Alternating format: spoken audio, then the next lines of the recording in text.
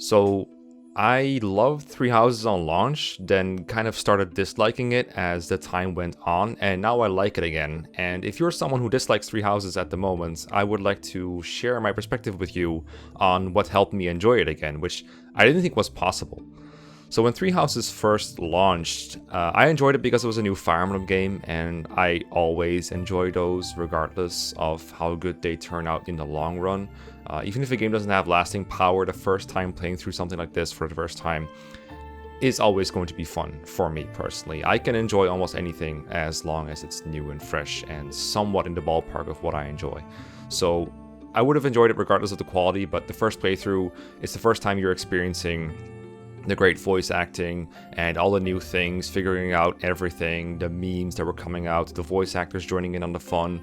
The whole Three Houses experience was really good. I was kind of shut off from most of the internet about Three Houses because I wanted to stay spoiler free, and getting spoiled was really likely. And I managed to do that for the most part, so that made it even better.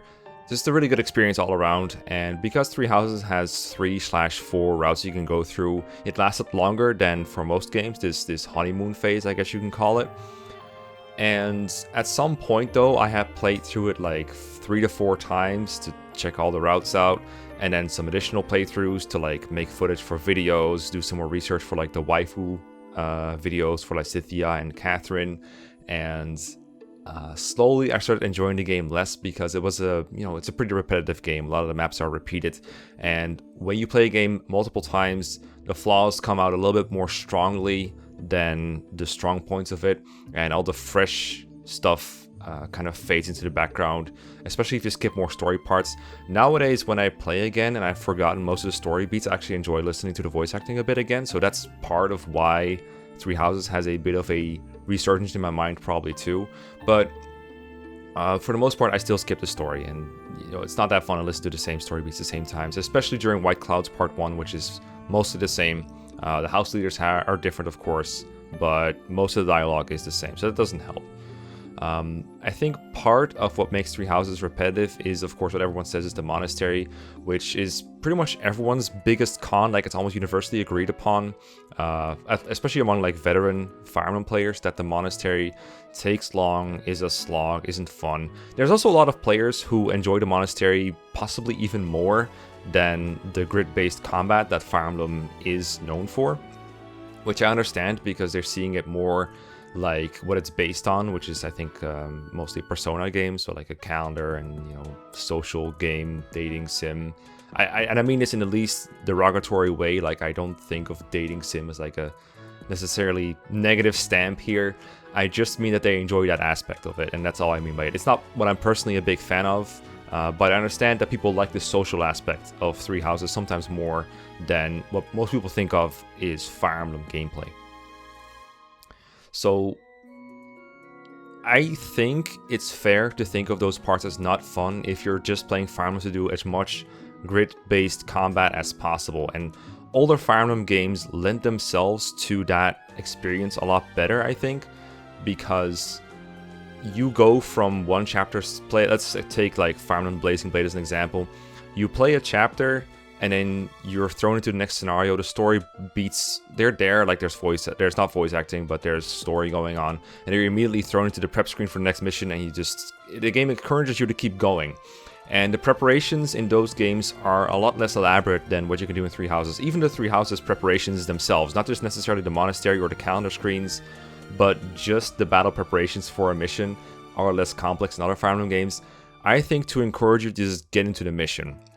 You see the map, you have the opportunity to line up your inventories and your character choices with what you see. You tackle the mission, and if you feel like you feel like you're in a bad spot, you have the option to reset and try again, which is another thing that Three Houses doesn't encourage because it has Divine Pulse, whereas unless you're playing Fire Emblem with save states, your only choices are either going forward or going back to the beginning all the way, and there's no in-betweens for that. Whereas Divine Pulse is more like, okay, you make your setup, and now find out the right order of moves to complete the map in, with an option to rewind back a little bit if you've made a mistake, but only a limited number of times, and that makes for a very different gameplay experience. That, I think, is a big part, but if you add the monastery to that, it adds even more time between battles before you get going. And in addition, if you just do the monastery just off the cuff, like improvising. It's like, oh, it seems kind of good to go to dinner with Petra and Hilda here, and then just motivate my students, and then maybe do a little choir practice, a little bit of fishing. Okay, I'm done. I used all my professor points. I'm going to move on to the next part. Tutoring, I'm going to give, well, Dimitri seems like he's good at using lances, so I'm tutor him in lances. And I just got this new battalion, so let me just put some points into authority. I would like to, I don't know, you're just kind of working towards short-term things. You're kind of thinking, oh, this would be nice, this would be nice. And that's okay for a while. It's especially rewarding in the beginning because there's not much of a gap between, for example, E rank and E plus, or E rank and D. So your characters level up their ranks fairly quickly, and it's very satisfying. As the game goes on, these gaps get bigger and bigger, and so it takes longer and longer for your efforts to reward with a screen of like, oh, you just learned a new skill, or you just got a new hidden talent, or your rank went up, so now you can use this rank battalion. That becomes less and less uncommon, which is part of why I think Three Houses gets less and less staying power as it goes on. Not just in terms of like the honeymoon phase versus when it was out for a while, but also that it becomes less and less fun through your playthrough because your characters aren't leveling up as much. This also occurs in other Fire Emblem games, but to a lesser extent, with like level ups being slower. It takes more enemies to get a level up later on, so you get less, dopamine rush stuff. Three Houses has a lot of these things built in, and I think you feel it a little bit more because there's more progress bars to work through. Like, it's not just the weapon ranks, but it's also professor experience going up more slowly. And there's probably other examples of this I'm not thinking of right now. Support ranks is another good example, actually. So now we get to the part that I think this part of the game, the tutoring and the calendar screen and the monastery, I used to think of these as like more elaborate and more annoying battle preparations because I would want to get them over with fast to just get to the good part, which is the grid-based combat. And I still think that to an extent, but because I did a playthrough where I embrace this part of the game and I'm saying, okay, I actually want to take my time to plan this and optimize it because I am someone who enjoys optimizing things. I think that's fairly obvious. I would like to say I'm not the kind of person that some people think I am, where I'm like, if you're not optimizing it to the maximum, you're absolutely wrong, you're playing it wrong, you're doing it wrong, and play it my way, or you're not a real Fire Emblem player. I don't think I've ever held that kind of attitude. I hope not, I've never intended to. But I do think it's fair to characterize me as someone who enjoys optimizing things and discussing things like what is optimal and what is less than optimal, what is the better choice to do. I think those decision makings are interesting. And by embracing that aspect of Three Houses, from that angle, I think the game became a lot more interesting. And I'm sorry it took me like 8 minutes to get to this point, but I really enjoy optimizing Three Houses because there is so much you can do with every character. And having someone with me on the mic, in my case Raisins, my co-host and friend of course, he's really good at Three Houses. He knows a lot about it offhand. He has a lot of ideas about how to optimize things, and having someone to talk back and forth with about what the best decision would be is super interesting to me and really enjoyable. And being like, okay, we should spend a point here on faculty training so Balth can get to the next class sooner, or maybe we should work on Balthus's authority so he can take this battalion that Dimitri was using before, so that Dimitri can move on to a different battalion, or we should get, like, every micro decision is just so interesting to talk about. And I think if I'm playing this game on my own with the idea in mind, like I want to get to the next grid-based combat as soon as possible, you can't really appreciate that. You're just kind of like going through the motions. And especially in like part 2 monastery, what happens in my previous playthroughs is just I just eat with my students and then I tutor my students and then I go to the next part, and I expect that to be way less common. I do think Three Houses, from my memory, doesn't do a great job of incentivizing you to optimize because the map design for part 2 for the most part doesn't really reward you very well for planning good builds. It's mostly either just like a massive swarm of enemies, kind of like Awakening, where you find like 1 or 2 characters that can handle that and everyone else is just support, or they're just on the side, or they're there to like finish off enemies, but they can't do a whole lot. Or there's simple kill boss maps where you just find the right movement tech to get to the boss and kill them quickly. You do have to self-impose a lot to make those maps interesting to yourself. What I plan on doing is trying to get all the side objectives in a chapter before ending the chapter, so like getting treasures, maybe stealing items, stuff like that, just to keep that interesting. Right now, I'm in what's probably the best part of Three Houses map design-wise and just gameplay-wise, like grid-based combat-wise in general, where A, I don't have that problem of ranks going up slowly yet, and B, the maps are sort of interesting and challenging. There's no, not the problem with the part 2 map designs that I was mentioning earlier. And C, the optimizations are still easily adjustable. Like you can still, it's still open. You're kind of going from commoner to or noble to the intermediate classes, and that portion is still like rather customizable because it's easy to qualify for a different class if you need to, and you're still like mastering classes every now and then. There's still a lot of stuff moving around, basically. And you're recruiting students. That part of the opposition is fun, too. That part is gone in part 2. That doesn't help.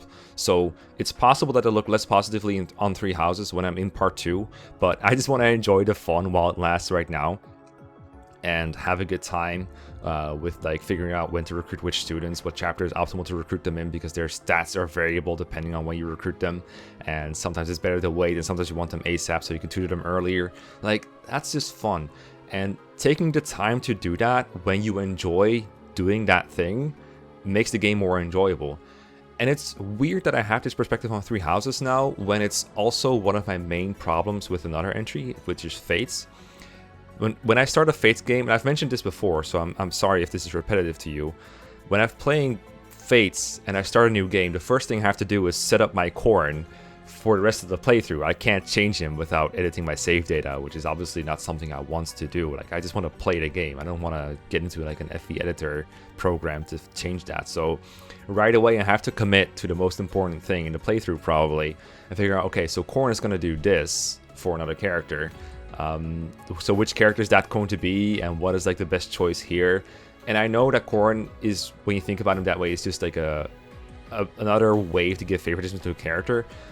But I like to have that kind of thing planned out before I start, but that means it takes me longer to get to the actual start. So I've literally sat there like in a voice call for someone or with someone, like looking at a Google Sheet with like Corn and all the marriage partners and all the characters I wanted to use. Like, okay, what I'm going to do this playthrough, and just sat there like, when I got up this morning, I felt like playing Conquest, and now I'm sitting here on Google Sheets. And that I didn't really enjoy. But in 3 houses, I both enjoy going to the monastery and like just going through the motions, but in a fun way with raisins, figuring out what to do. And I also enjoy going to the battles to see if our efforts paid off, to see if we can do the things that we planned out to do, again with a Google Sheet. So I don't know exactly where this contradiction between my attitude towards Fates and 3 houses comes from. For the record, I enjoy Fates and I enjoy 3 houses now as well. I just think it's a weird difference. I guess it's because in Fates it's a bit front-loaded. Like, it's just when you have the itch to play a game, and the first thing you have to do is make a really big decision that you haven't really thought about yet, and you don't feel like you don't really want to progress until you've made that decision. And because it's one decision rather than a bunch of micro decisions spread over the course of the playthrough, maybe that's what makes a difference. I don't know. Maybe if you have the answer, help me, please. That way I don't have to pay for a psychologist to get it out of me. But yeah, so that's basically my point of this video, is that if you don't embrace the fact that 3 houses is really rewarding in the sense of planning and figuring out exactly what to do with every single resource that you have, since it hands you so many quote-unquote resources, by which I mean literally like professor points and tutoring points and stuff like that, and thinking those things over on the fly is very annoying, but planning them out is very satisfying, I think, as a spreadsheet nerd. And now that I've embraced that, I enjoy the game a lot more. But maybe it won't last if we get to what I think is a usually less fun part of 3 houses for me. Maybe it will. I'm hoping it will. I really enjoy this rebirth of my enjoyment of 3 houses. And what I've seen in the comments from people following the playthrough is that a lot of people share this perspective to an extent and are doing their own version of like winning the stat race. And I love that for them. I hope it's been a lot of fun. If you're one of those people, of course, leave a comment. If you're not one of those people, also leave a comment. But yeah, 3 houses is built different, actually, and fun. Hope you enjoyed this, and I'll see you next time.